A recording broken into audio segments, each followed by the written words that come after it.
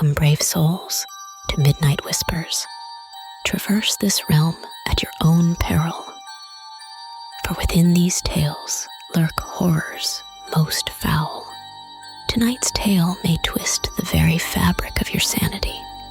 And a word to the wise, this narrative paints pictures of terror not meant for every eye or ear. Venture ahead if you dare, but remember, you have been warned.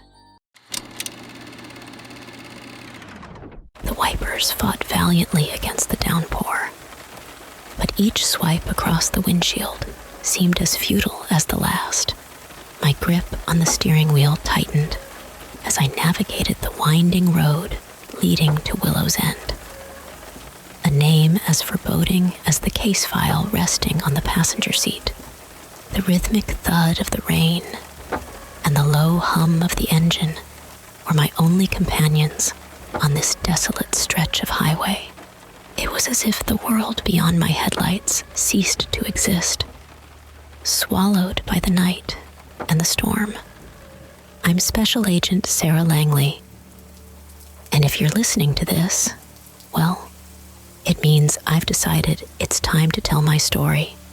Not the sanitized version that made it into the official FBI reports, but the raw, unfiltered account of what really happened in that secluded town. It's not a tale for the faint-hearted.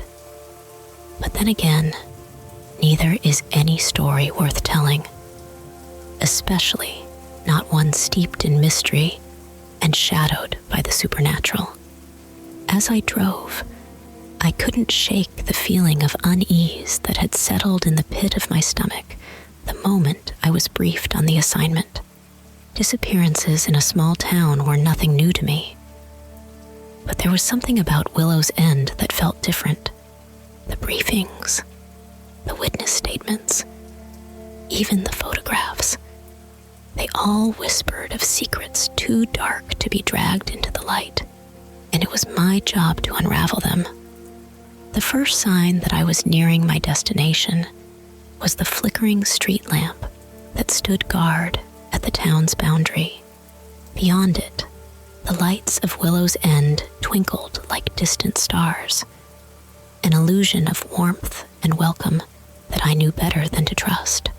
As I crossed the threshold, the storm seemed to retreat, the rain softening to a gentle drizzle, as if the town itself commanded the elements.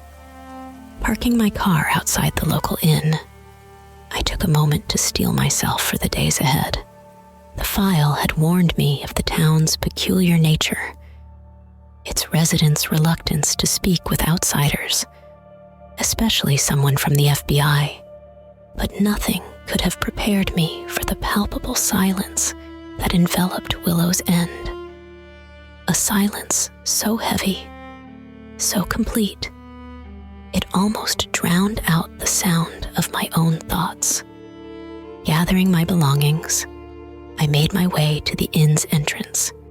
The door creaked open as if it hadn't been used in years, and I stepped inside into the dimly lit lobby. The air was thick with the scent of old wood and mustier secrets. It was here, in this very lobby, that my story truly began. A story of whispers in the dark, of a town haunted by something far more terrifying than its past. Stepping into the lobby of the inn, the contrast between the storm's chaos and the interior's eerie calm was almost jarring. My FBI credentials did little to warm the reception from the locals. The innkeeper, a woman with sharp eyes that seemed to pierce through the dim light, barely acknowledged my badge. Special Agent Langley, I introduced myself, my voice steady, despite the chill that had begun to seep into my bones. The inn was quiet, too quiet, save for the soft crackle of the fire that did little to dispel the cold. As I signed the guest book, the innkeeper's gaze lingered on me, her expression unreadable. It was a look I had come to recognize, one that hinted at secrets buried deep, at truths untold. I wondered what stories these walls could tell if they chose to speak. After settling into my room, a modest space with an air of neglect, I prepared to meet the local sheriff, a man named Carter Reynolds, according to the brief.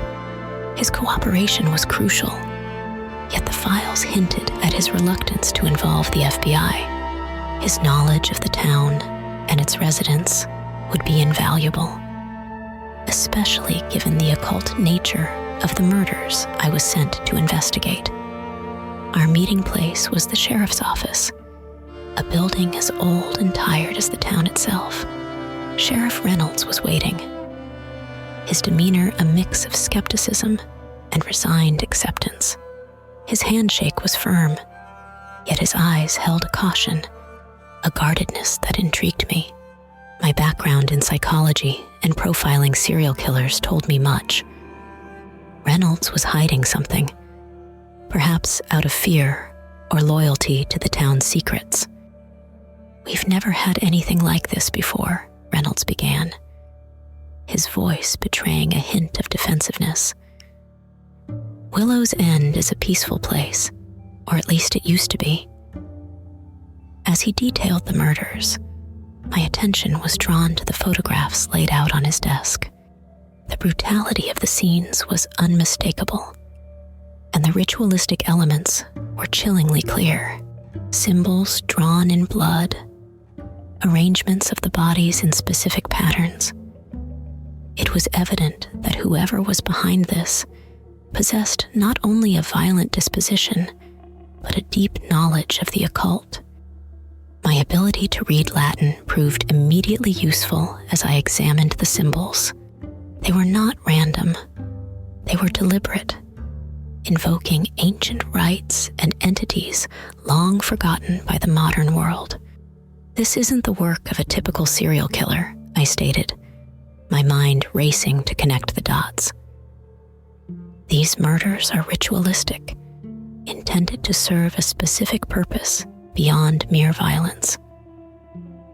Reynolds shifted uncomfortably, his gaze avoiding mine.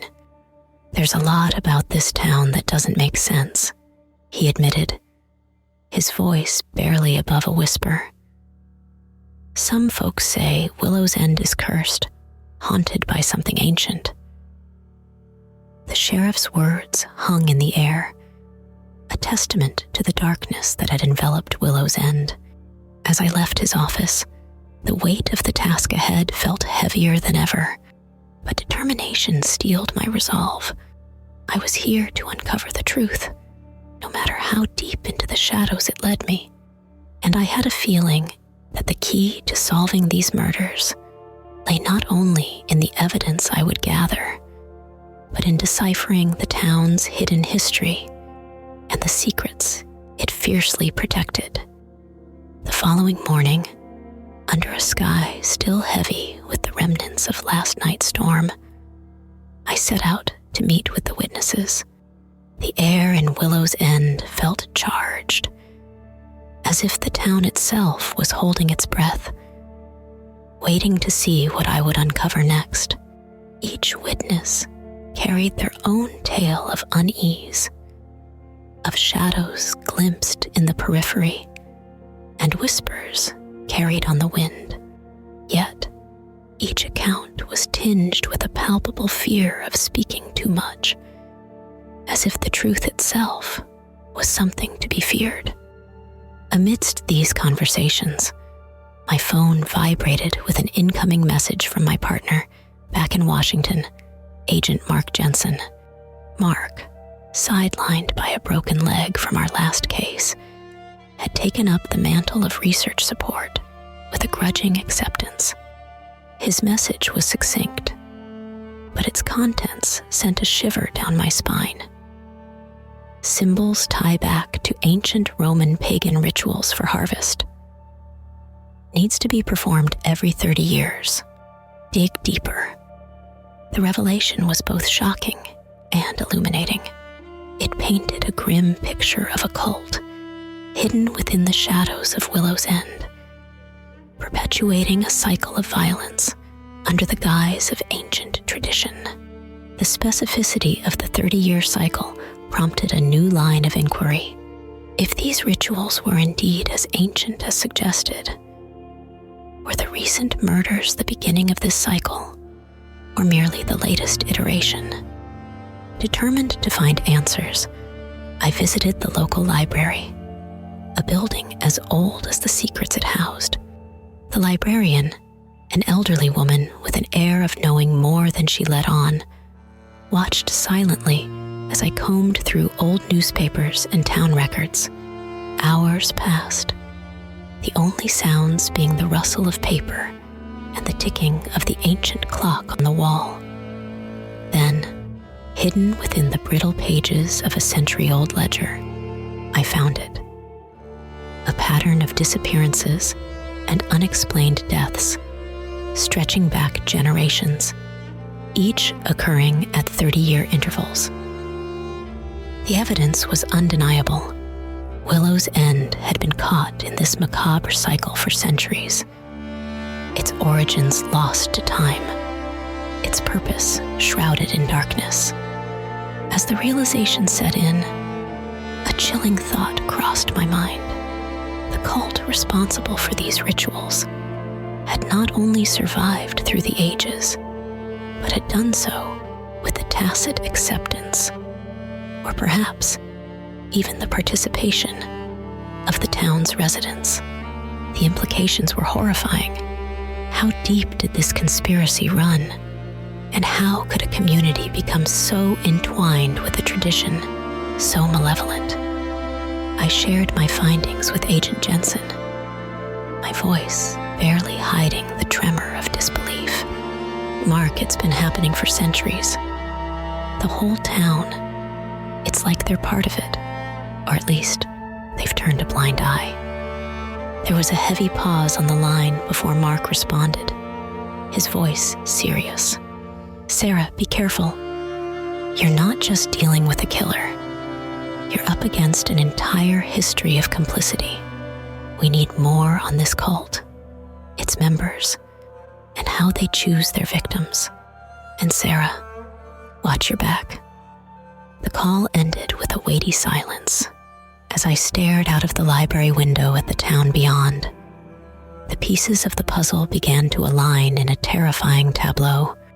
The cult, the rituals, the complicity of the town. It was a tapestry woven with threads of fear, belief, and blood. The investigation had taken a new turn, one that delved into the very soul of Willow's End. Uncovering the truth would require not only unraveling the town's dark history, but also confronting the shadows that lurked within its present. And somewhere, in the heart of that darkness, lay the key to stopping the cycle once and for all. Returning to the sheriff's office, I spread out the photographs and case files of the victims across the desk. The faces of young women staring back at me from the paper, their eyes, captured in moments of life, seemed to plead for the justice they had been denied. As I sifted through the details of each case, a chilling pattern emerged, one that had been hiding in plain sight. Each victim was not only young and unmarried, but also an outsider to Willow's End people who wouldn't be missed easily, or whose disappearances could be easily explained away. This revelation added a sinister layer to the investigation. It suggested a predat. The investigation had taken a new turn, one that delved into the very soul of Willow's End. Uncovering the truth would require not only unraveling the town's dark history, but also confronting the shadows that lurked within its present. And somewhere, in the heart of that darkness, lay the key to stopping the cycle once and for all. Returning to the sheriff's office, I spread out the photographs and case files of the victims across the desk. The faces of young women staring back at me from the paper, their eyes, captured in moments of life, seemed to plead for the justice they had been denied. As I sifted through the details of each case, a chilling pattern emerged, one that had been hiding in plain sight. Each victim was not only young and unmarried, but also an outsider to Willow's End people, who wouldn't be missed easily, or whose disappearances could be easily explained away. This revelation added a sinister layer to the investigation.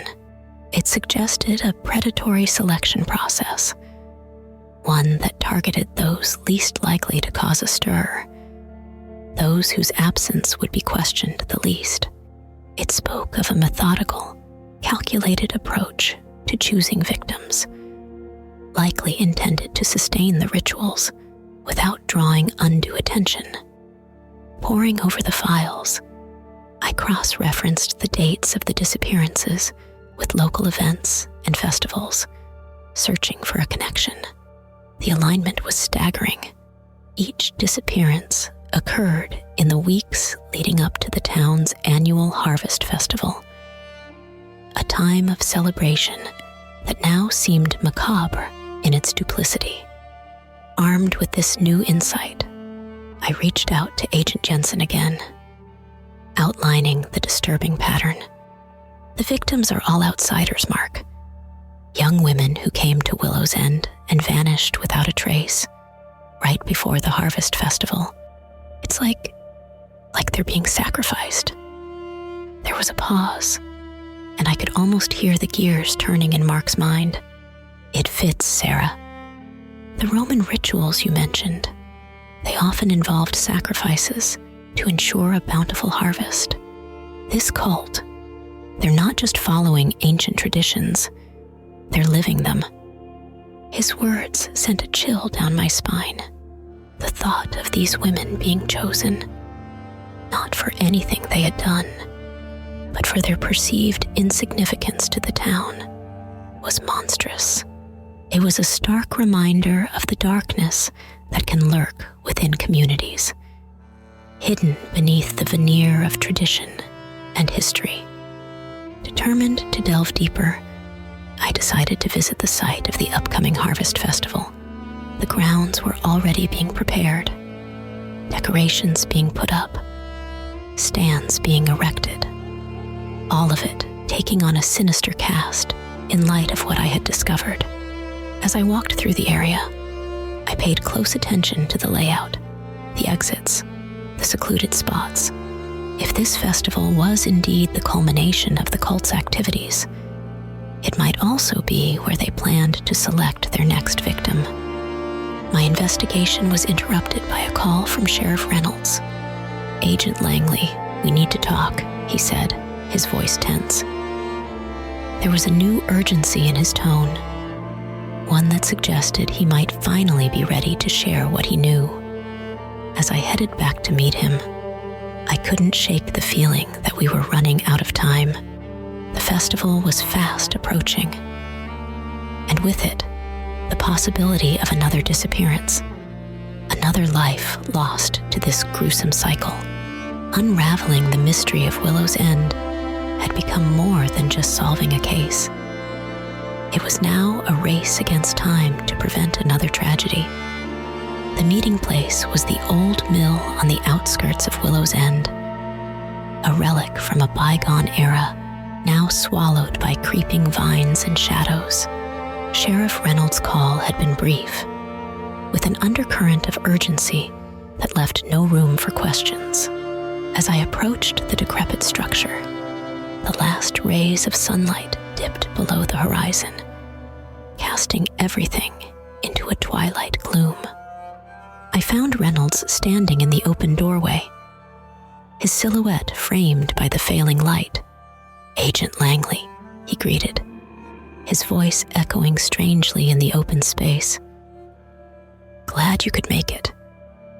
But before I could respond, the world spun into darkness.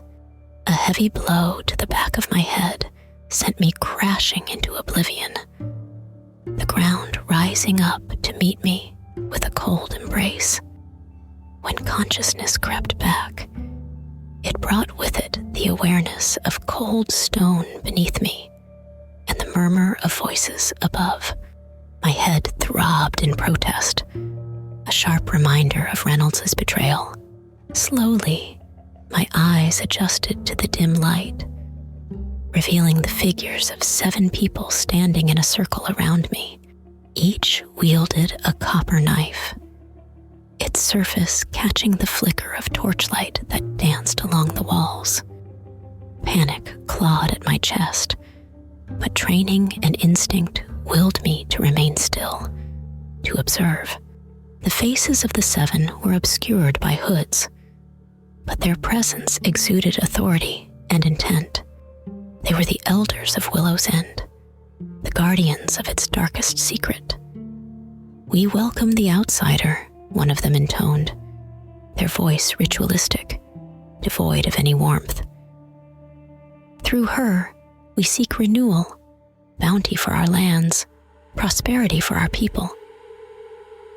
Their words chilled me to the bone, a grotesque perversion of the sacrificial practices I had unearthed.